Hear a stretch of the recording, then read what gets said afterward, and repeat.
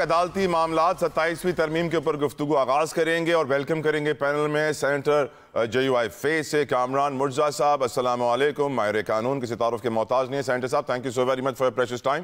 یہ بتائیے سر، آج ہم دیکھ رہے ہیں کہ عدالتوں کے اندر آنریبل ججز کے حوالے سے جو کمنٹس آ رہے ہیں، specially if you talk about Mohsin Akhtar Kiyani, تو محسن اختر کیانی صاحب کہتے ہیں کہ میں کوئی اب ایسا ویسا توہین عدالت کا ایکشن نہیں لوں گا جس طرح بابر ستار نے لیا تھا اور وقت دے دوں، میں سیدھا ہتھ کڑیاں لگواؤں گا۔ اور یہ بھی کہا ہے کہ سر کہ کرپٹ لوگ جو ہوتے ہیں ان کو سزائیں ہوتی ہیں، واپس عہدوں پہ آ جاتے ہیں۔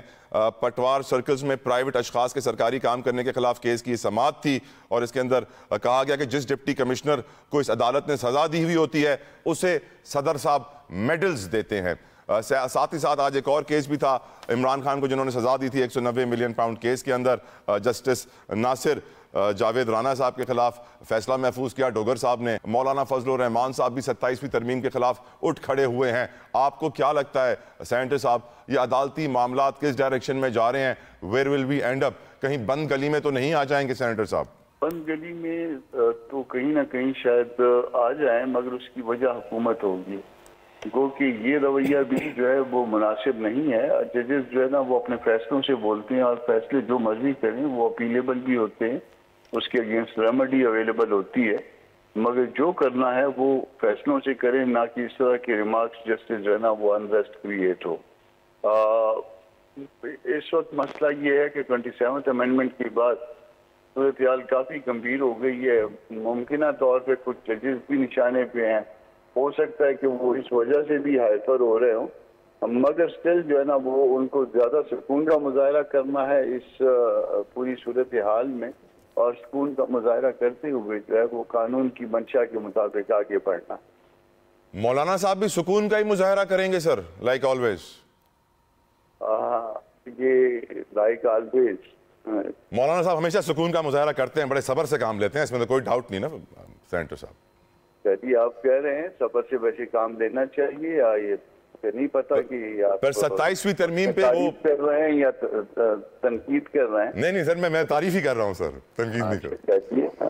شکریہ آپ کا تعریف کرنے کا، مگر مولانا صاحب جو ہے وہ ہم نے اس کو ریجیکٹ کر دیا ہے اس 27th امینڈمنٹ کو، اور اس کے بعد جو ہے وہ مختلف صوبوں میں آگے پروگرام چیک کر رہے ہیں کہ پروگرام بنا کے اور کس صوبے میں کیا کرنا ہے، کس وقت پہ کرنا ہے، یہ معاملہ جو ہے ہم نے فکس کر دیا ہے۔ سر پہلے تو ہم دیکھتے تھے مولانا صاحب کو منانے کی بہت کوششیں کی جاتی تھی، کیا اس وقت بھی کی جا رہی ہیں؟ میرے علم میں نہیں ہے ایسی کسی کوشش کی، اس کے بعد جو ہے اپنا Is it not surprising to you senator صاحب؟ مجھے یہ علم نہیں ہے کہ 27th امینڈمنٹ کے بعد مولانا سے کسی نے رابطہ کیا ہے یا نہیں کیا، مگر اس سے پہلے کا مجھے علم ہے کہ اس سے پہلے رابطے ہوئے ہیں۔ جی سر۔ مگر اس میں رابطے میں جو ہے نا وہ اس بات پہ رابطہ نہیں تھا کہ اس پہ بیٹھ کے اس کو درست کیا جائے، بلکہ وہ رابطہ جو ہے ووٹ دینے کے لیے تھا۔ تو اس طرح سے ووٹ دینے کے لیے جس میں ہماری انپٹ شامل نہ ہو، مولانا صاحب تیار نہیں تھے۔ جی سر، انپٹ ہم دینا چاہتے تھے مگر وہ لینے کے لیے تیار نہیں تھے۔ بالکل ٹھیک سر۔ بیرسٹر صاحب آپ سے سوال میرا یہ ہے کہ ایک طرف ہمارے محسن اختر کیانی صاحب کہہ رہے ہیں کہ جس ڈی سی کو سزا ملتی ہے اسے صدر میڈل پہناتا ہے، اور 27ویں ترمیم میں مولانا صاحب کا بھی اختلاف سامنے آ گیا ہے، آپ کی رائے اس کے اوپر بیرسٹر عامر حسن صاحب؟ دیکھیے میرے خیال سے جو فیصلے کرنے چاہیے، اب اگر جج اٹھ کے ایوان صدر پہ یا حکومت کے اوپر تنقید کرے گا، اگر وہ سمجھتے ہیں کہ کوئی ڈی سی غلط ہے تو اس کے خلاف فیصلہ کرے، یہ چیز کافی ہے۔ جج کا کام نہیں ہے اپنے ریمارکس پاس کرنا، جج کا کام ہے فیصلہ دینا۔ ہماری یہ جو کچھ ججز ہیں ان کی عادت ہو گئی ہے، بننا تو شاید سیاست چاہتے تھے لیکن ججز بن گئے ہیں اور اپنا یہ دونوں شوق اب پورے کر رہے ہیں، اور 2 in 1 ہیں، اور زیادہ ان کے اوپر اثرات سیاست کے ہیں اور ویسے وہ جج بھی ہیں، اور پھر اسی کے تحت وہ اپنے خواہشات کو پورا کر رہے ہیں۔ یہ اب 27ویں ترمیم کے بعد 26ویں ترمیم کے بعد تھوڑا سا کنٹرول تو ان پہ آیا ہے، اب آپ کو چیف جسٹس وہ کام کرتے ہوئے نظر نہیں آتے۔ اب یہ چند ججز ہیں جن کے اندر کی سیاست ابھی کنٹرول نہیں ہو پا رہی ہے، تو اب یا تو انہیں گھر جانا پڑے گا یا جج بننا پڑے گا۔ اگر سیاستدان بننا ہے تو ریزائن کریں، آئیں سیاست کے میدان میں، پولیٹیکل پارٹی بنا لیں افتخار چودھری کی طرح یا بہت سے ججز کی طرح پولیٹیکل پارٹی جوائن کر لیں۔ پر سر اگر فیصلوں پہ عمل ہی نہ ہو تو جج بیچارہ کیا کرے؟ 2004 میں سپریم کورٹ نے بولا کہ اس جج کو فارغ کرو، اس کے خلاف کارروائی کرو، وہ تو کام کر رہا ہے، تو فیصلوں پہ عمل نہیں ہوتا تو بیچارے پھر ایسے ریمارکس دے کے اپنا دل بہلائیں گے نا سر؟ نہیں، جج فیصلے دے دے نا، لاکھوں کیسز پینڈنگ ہے، ریمارکس نہ دیں۔ ریمارکس کے اندر آپ نے دیکھا ہوگا تو لائیو بیٹ ہیں، ججز زیادہ تر اپنی بات سنانے کے لیے بہت سا وقت ضائع کر دیتے ہیں۔ ججز کا کام ہوتا ہے بات سننا، اسی لیے دو وکیل کھڑے ہوتے ہیں۔ یہ نہیں ہوتا کہ ایک سائیڈ کا وکیل ہے اور ایک سائیڈ پہ جج بیٹھا ہے، دونوں طرف کے وکیل ہیں، جج دونوں کا بات سننی ہے۔ اور short on time, sorry to interrupt, short on time sir, sorry to interrupt. Aamir Mughal صاحب اپنا فیصلے میں بول لے، جی بھر کے بول لے۔ عامر مغل صاحب، آپ کی رائے صورتحال پہ، آپ کی نظر میں یہ وہ ججز ہیں جن کا ضمیر اب تک زندہ ہے؟ بیرسٹر عامر حسن صاحب بڑی عجیب و غریب سی بات کر رہے ہیں کہ ججز کو جو ہے ان کو اسٹیٹمنٹ یا بیان نہیں دینا چاہیے، فیصلے دینے چاہیے۔ آپ ججز کے فیصلوں کو مانتے کب ہیں بھائی جان؟ ججز نے، سپریم کورٹ کے ججز نے فیصلہ دیا، الیکشن کروائے آئین کے مطابق، 90 دن کے اندر آپ نے وہ فیصلہ موٹے سے بوٹ کی نوک پہ رکھا۔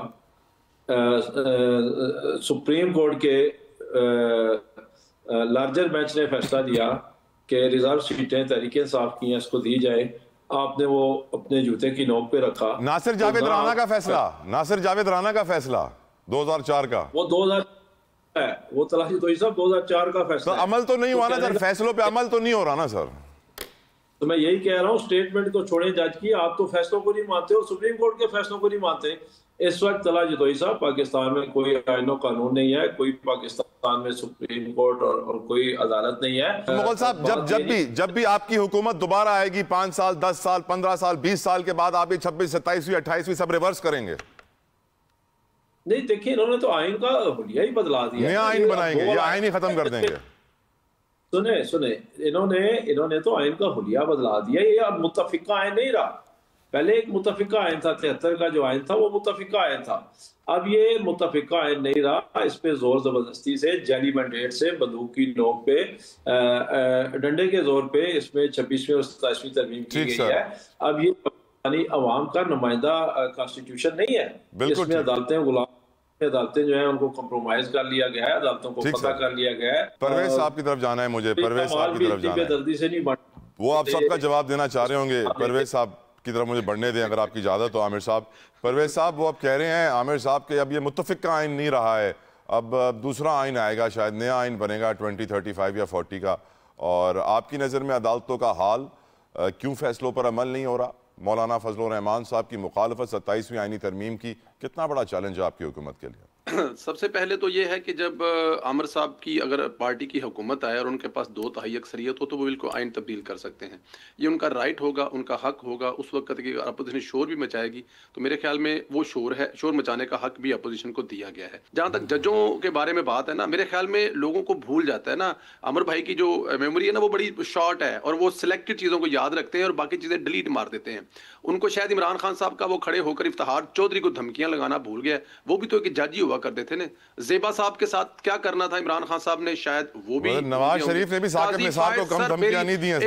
ایک تو عمران جی بھائی آپ کر لیں، میں بعد میں کروں گا۔ نواز شریف نے بھی ثاقب نثار کو کم دھمکیاں نہیں دی ہیں سر، ایڈ کر رہا تھا سر کوئی بات نہیں سر، آپ بالکل اور بھی 2-4 نام لے لیں، لیکن ایٹ لیسٹ میرے والا اگر بات مکمل کر لوں تو پلیز کریں، میں ایڈ کر رہا تھا آپ کی بات میں سر۔ جی اچھا جی، چلو عمران خان صاحب نے اس کے بعد آگے چلے جائیں، پھر اس کے بعد قاضی فیصلہ کے خلاف جو کیا، میرے خیال میں ان کے دور حکومت میں وہ بھی آپ کے سامنے ہے،